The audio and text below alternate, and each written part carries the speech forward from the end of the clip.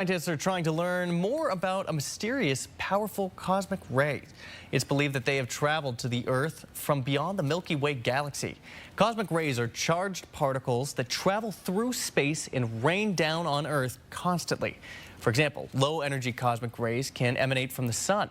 Scientists say that the new energy of the subatomic particle is equivalent to dropping a brick on your toe from waist height.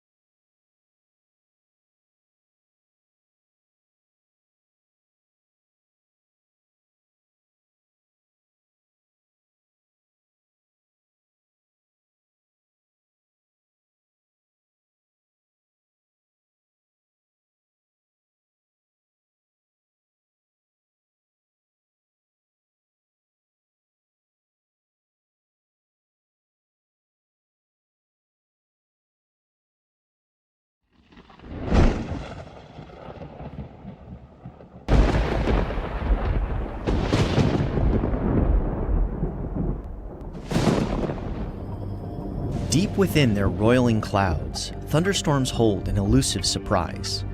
Under just the right conditions, they produce some of the highest energy radiation naturally found on Earth, terrestrial gamma-ray flashes, or TGFs for short.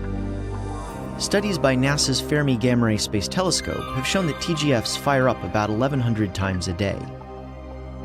Now, new research combines Fermi detections with ground-based radar and lightning location data. These studies show that TGFs come from more diverse types of storms than previously thought. In a thunderstorm, collisions among rain and snow cause different parts of the cloud to develop positive and negative electrical charges. When the strength of the electric field overcomes the insulating properties of air in the thundercloud, a lightning flash occurs. Most lightning occurs entirely within the cloud and is called an intra-cloud flash. All lightning produces a strong and sudden change in the storm's electric field, but the upward portion of an intra-cloud flash sometimes sends a surge of electrons rushing toward the upper part of the storm. Reaching speeds nearly as fast as light, these accelerated electrons give off gamma rays when their paths are deflected by air molecules. Using global lightning location networks, scientists can determine the TGF position more accurately than with Fermi data alone. 24 localized TGFs occurred within areas covered by next-generation weather radar systems. This gives scientists the opportunity to begin studying the kinds of storms that produce TGFs. These slices of radar data capture different types of storms encompassing a wide range of updraft strengths. Even the weakest of them produced a TGF. Another finding: TGFs seem to occur in the same altitude range, between 7 and 9 miles high. Lightning can form at much lower altitudes, so there's every reason to think TGFs can too. But gamma rays from TGFs occurring deeper in the atmosphere are greatly weakened. They're too dim for Fermi to detect, which probably means the satellite is undercounting them. TGFs may be far more common than we think. With this knowledge, scientists can design experiments to track storms and study how TGFs relate to their strength and evolution. This will give us an even better understanding of planet Earth's most powerful natural particle accelerator.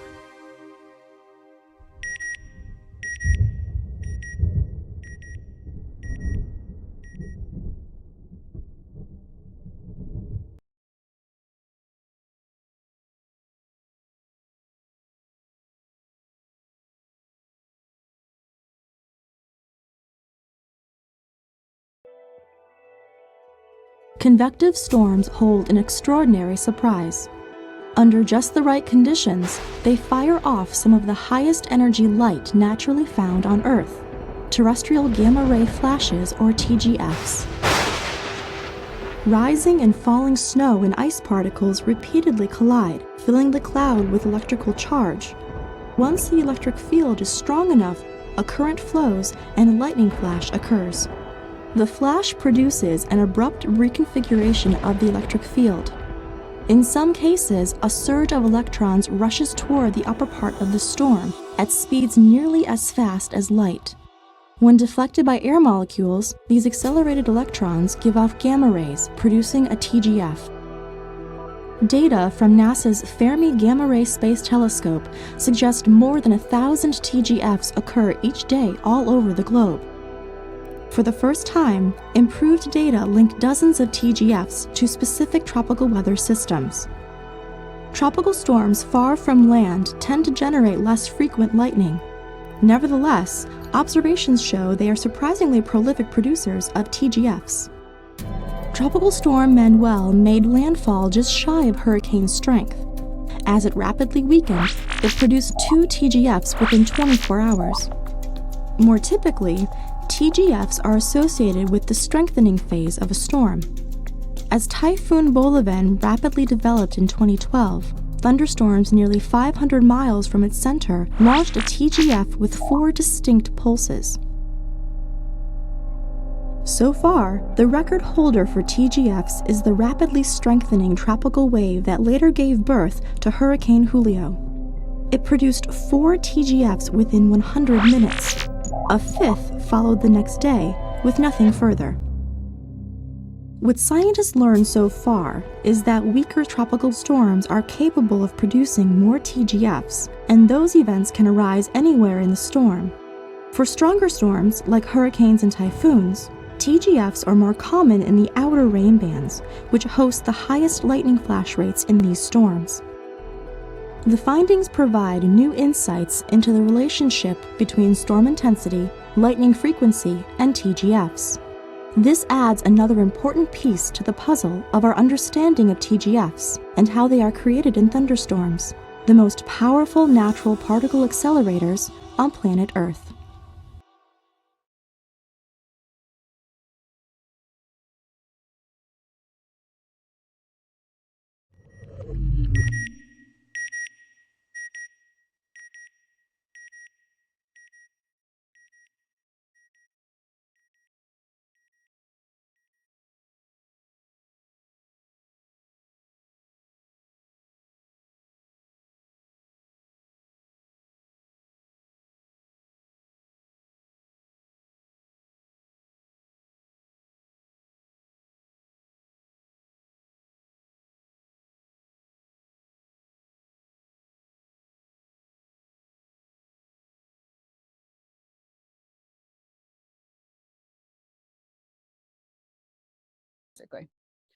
So if you forget everything else I say tonight, the one thing to remember here is that Earth's atmosphere is always electrified.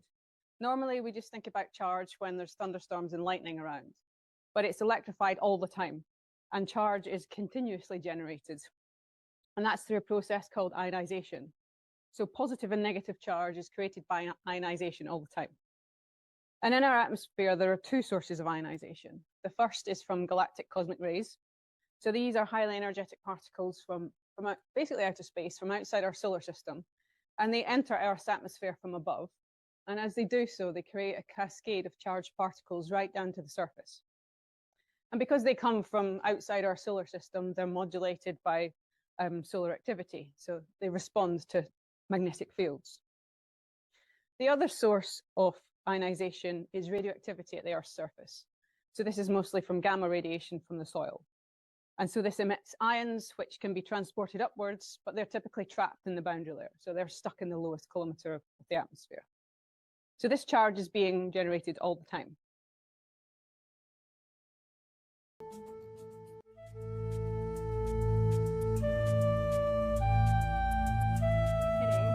So we're looking at the role of thunderstorms and electrified clouds in the global electric circuit.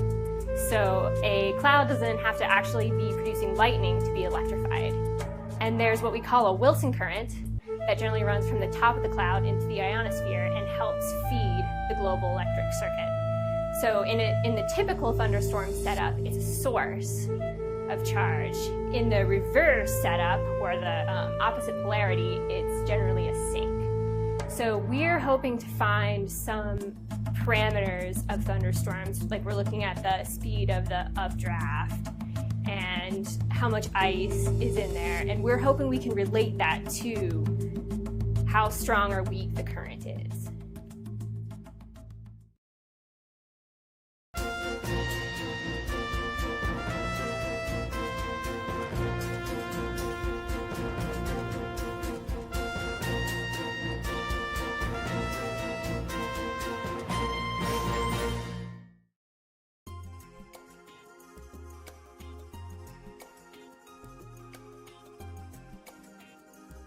On the research front, we're working continually to better understand the actual physics, the science of how severe thunderstorms become tornadic, what conditions make that happen. Another part of the problem, of course, is to be alert and aware and tracking these things and able to monitor them and generate the forecasts and warnings. For that, we're working very closely with our partners at NASA. We've got an important new satellite asset called GOES-R. This satellite will sit about 22,000 miles above the Earth. It'll be able to take a picture of the entire face of the Earth at once, see the entire country in a single view.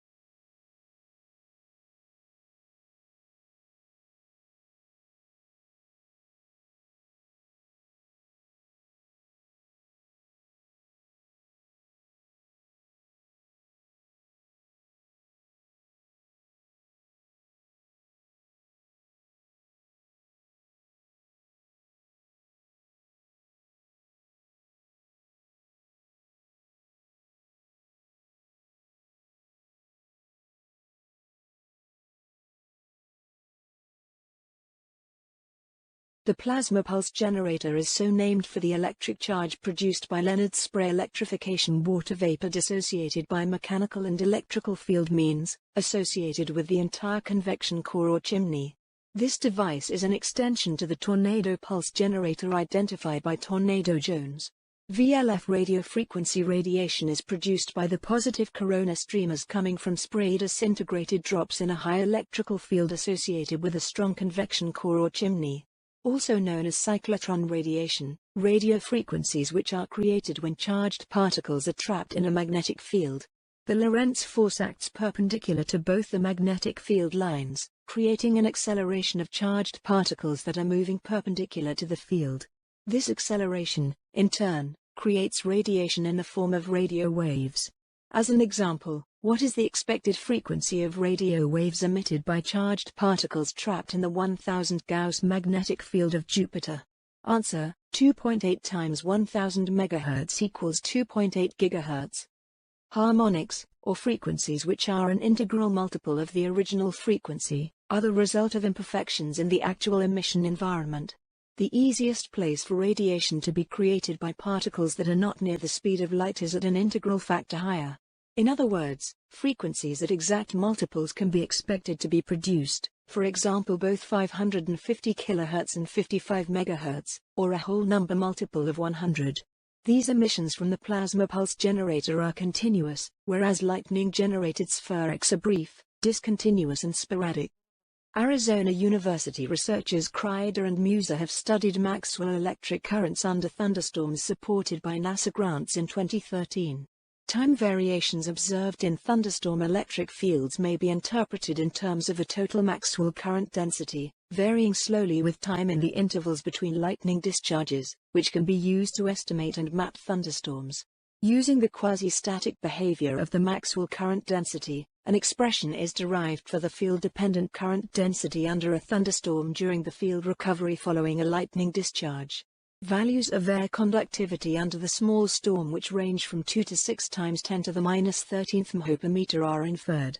Data are presented which indicate that the area average Maxwell current is not usually affected by lightning, and instead varies slowly throughout the evolution of the storm. In light of this, it is suggested that cloud electrification processes probably do not depend on the cloud electric field as much as on the more slowly varying storm dynamics and meteorological structure.